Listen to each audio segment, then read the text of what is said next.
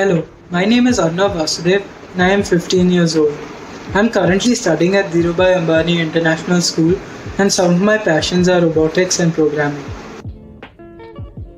Hi, my name is Keval Agrawal.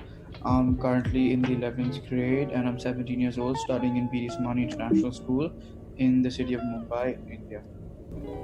Hi, I'm Parth Shah and I'm studying in the 11th grade of Dhirubhai Ambani International School. I'm currently 15 years old and live in Mumbai. Okay, so through this project, we aim to create an energy efficient robot that collects plastic from multiple different terrains like land and water.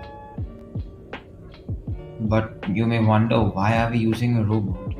There are many advantages and disadvantages of doing so, like robots can collect plastic from remote places, like in the middle of the ocean, or they can survive harsher weather conditions. They're also more efficient than humans. However, some disadvantages may include how they cannot collect huge amounts of plastic or that they are limited by the battery life. Additionally, the manufacturing of plastic has increased a lot, reaching to 359 metric tons in 2018. And considering plastic amounts for 11% of daily household waste, out of which 50% of all of the plastic products are thrown away after the first use, you can imagine that it amounts to a lot eventually. And since plastic is very dangerous to the environment, we decided to make a robot that collects it for us. To create an initial wheelbase, we had to find a mechanism that would allow our robot to work on any kind of terrain. We found that a screw-propelled vehicle with helix wheels would work best. Furthermore, we decided to use 4 helix wheels instead of 2, as it provides greater torque and maneuverability, which helps climb up inclines and drive through mud or snow quickly. The second feature of our robot is the sweeper. This serves almost as a broom which sweeps up plastic onto the conveyor. The sweeper works like so. Secondly, we decided to use rigid plastic cylinders as bristles, which help dig into mud to extract plastic that is stuck. This design provides the most efficient collection system as it is quick and thorough. The container in the center of the robot is used to store the plastic. It was supposed to be cuboid in structure initially, but was later on changed to trapezium shape to increase the capacity size. There are 2 hatches on the bottom of the container for easy disposal of the plastic once all of it is collected.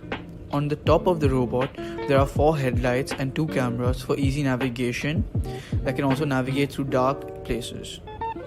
There is an antenna on the top of the robot that can be used to communicate to the ground station, and a switch box that is waterproof to store the switchboards and circuitry. In our initial conveyor design, as plastic traveled over the conveyor, water, sand and mud tended to stick around. We got around this by adding holes to the conveyor. Plastic waste can not only flow through water lines but also collect near the openings. Due to our robot's amphibious design and rigid structure, our robot can travel through water bodies collecting plastic and near the openings of the water lines. Since our robot will have to traverse water, we had to make sure that fish present in the water should not be affected by our robot. Which is why, after doing some research about fish in seas and rivers, we found that more than 99% of fish don't dwell near the surface of the water, and those that do are usually very small. Therefore, we found that our conveyor design that already had holes would allow the fish to fall back into the ocean if collected by our collection mechanism.